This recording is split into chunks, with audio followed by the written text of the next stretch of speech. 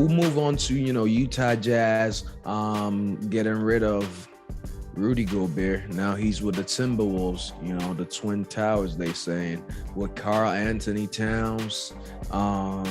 They did give up a few things, but I think, at the end of the day, it was a lot of picks, a lot of guys, but I don't think it's, like Michael Beasley, last year he was, their 3-point leader on the franchise and things like that. So, they did give a couple of solid pieces for him, but I think they're at a point where, they want Towns to just dominate on offense, so they want him to play four. I'm looking at, because this is the only way that, they're going to play both of them at the same time, Tim Duncan, Robinson type situation, so I think this is going to be good. They're going to have a lot of length. But now Towns got to be a little tougher because, now you got to know on offense, they're going to look at him a lot because Rudy Gobert can only do so much. He gets a lot of lobs, great screen guy, things like that. But what do you think about that trade yourself? Is it an upgrade? Is it a major upgrade? Look at where Timberwolves was. Let me ask you this question better. Is it an upgrade for Timberwolves? Looking at it, like are they now a top 3, 4 in the Western Conference? As opposed to last year when they barely made their way into the playoffs. We're getting past the Clippers in the play-in tournament. I believe that they're not going to be a top 4 team just because there's so many good teams. You got the Warriors, the Mavs, the Nuggets are going to come back hard. The Suns still lingering. You got a few others. Now, I do believe Clippers. Clippers if they're ever healthy. But I do believe that it seems like a gamble to me. It seems like it's unique having the Twin Towers, so to speak, in this generation in 2022 and beyond. Yeah. What a guard dominating league, yeah. But the fact that Towns can shoot threes, the fact of you think about the playoffs, the regular season and the playoffs are not always the same. And rebounding is vital at all times, but especially late in the playoffs, late in games, late in series.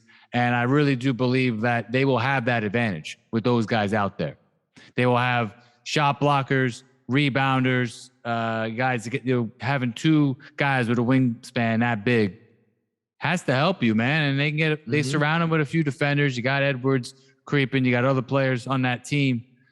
I think it's a gamble because I think they got him at a pretty good price.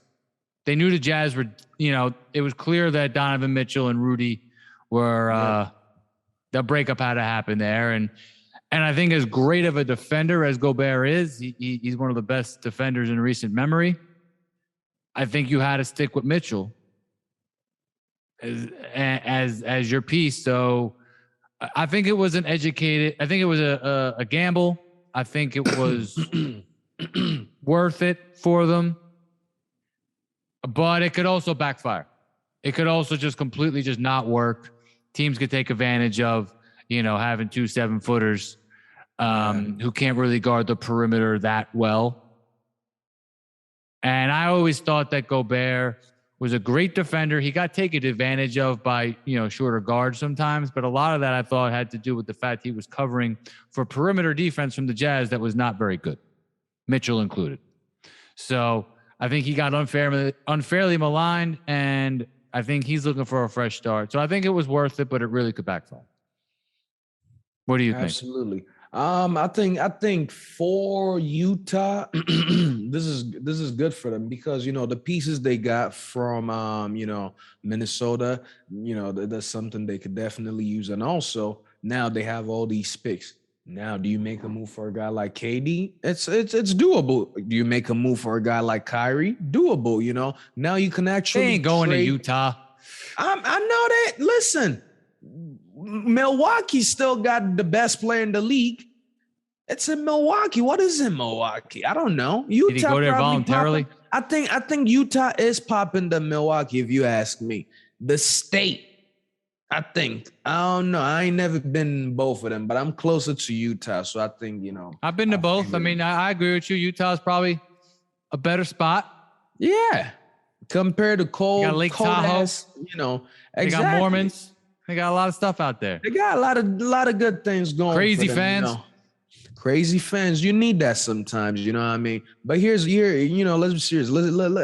If you think about it, they can make a move, they can make a move for somebody. Now it's all about, do you want to win? Yeah, it might not be the best spot to be, but are you here to play basketball or really have fun? Just think about it. Basketball is fun. So guys like KD want to go to a city where they're gonna win. I think they're gonna go there and win. They're solidified superstars, and they're gonna go wherever.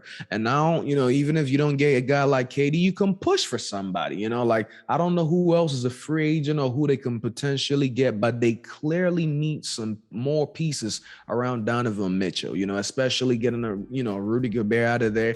Now they really need to add one more star to him. Clearly he can't do it. He can't do it by himself. He can't do it with Rudy. He can't do it with Conley.